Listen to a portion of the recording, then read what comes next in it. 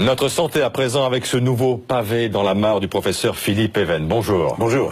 Auteur du guide des 4000 médicaments utiles, inutiles ou dangereux. Ce fut un carton de librairie. Voici à présent la vérité sur le cholestérol aux éditions du Cherche Midi. L'ouvrage sort le 21 février, mais le Nouvel Observateur publie Les Bonnes Feuilles cette semaine, dossier dont nous sommes partenaires. C'est une thèse stupéfiante que vous défendez, professeur. Le cholestérol serait un ennemi imaginaire. Ça concerne quand même 5 millions d'entre nous. Ennemi imaginaire. Totalement.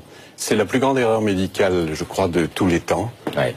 Et c'est aussi la plus grande arnaque, escroquerie, comme vous voudrez, de l'industrie pharmaceutique. Qu'est-ce qui vous permet de dire ça? Voilà. Pourquoi ennemi héréditaire? Les artères se bougent quand même. Oui, mais le cholestérol il est rigoureusement pour rien. Il y a d'autres causes qu'on commence à dépister, à analyser. Le cholestérol n'y est pour rien.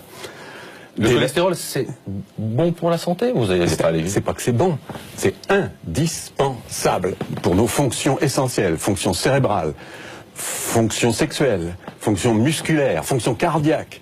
Et en plus, le faire descendre très bas, ça crée des diabètes. Il y en a 400 000 aux États-Unis aujourd'hui, fabriqués par les statines.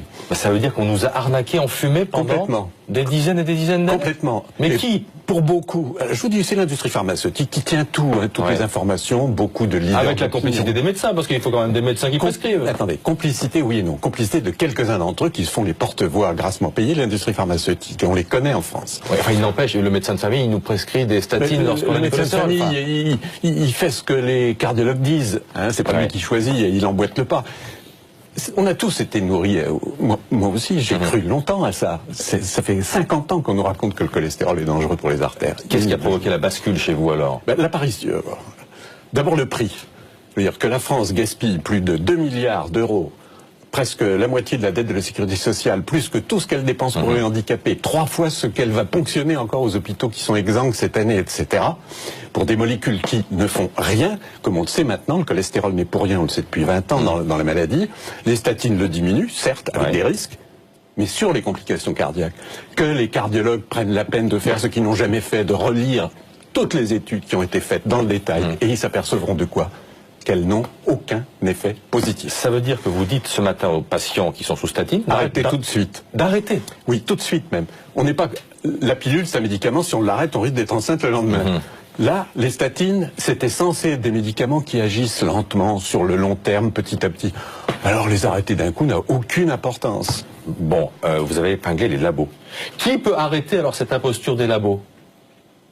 Eh bien, elle va s'arrêter toute seule. Pourquoi dites-vous ça? Parce que toutes les statines vont être génériquées au mois de juin. À partir de là, ça rapporte plus rien aux grandes firmes. À partir de là, elles vont non seulement s'en détourner, mais essayer de trouver autre chose pour les remplacer.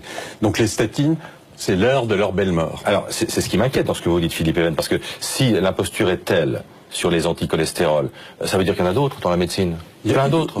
Il y en a pas mal d'autres, mais à ce degré, il y en a peu. Il y en a vraiment peu, aucune à ce degré. Je vous répète, 300 milliards dépensés et gagnés par l'industrie pharmaceutique en 15 ans. Et je vous ai dit tout à l'heure ce que ça représente en France.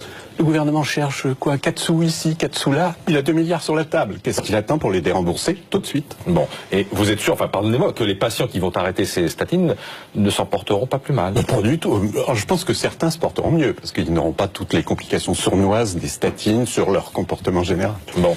Ça veut dire que je peux continuer à me gaver de saucissons et de foie gras?